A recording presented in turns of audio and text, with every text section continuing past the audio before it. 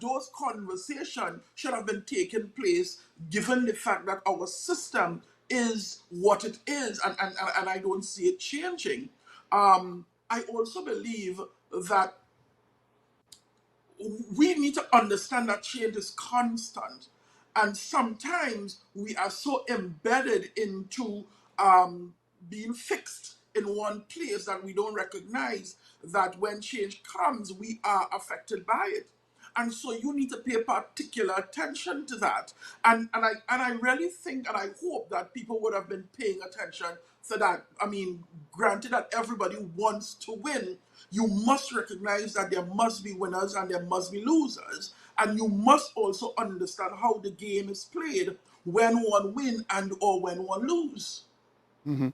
When does the traumatist or a person who is an expert in dealing with grief or need somebody like you, and where are individuals like yourself, given that you're a traumatologist, that's a term, when should one seek the assistance as to cope, the coping mechanism? You might advise, but however, they may need to sit with somebody who could guide them accordingly, dealing with the grief or the loss that they are going through, and the reality of not being able to pay bills and where they can end up if not given the professional help.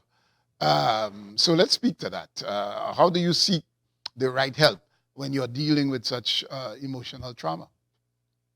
In most instances, Brother B, grief is a natural process that works itself out in most instances.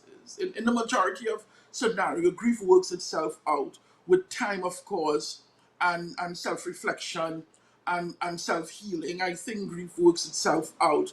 And just like no other, it will work itself out for persons. People will do what they need to do to survive, and people will maneuver accordingly because we are resilient people.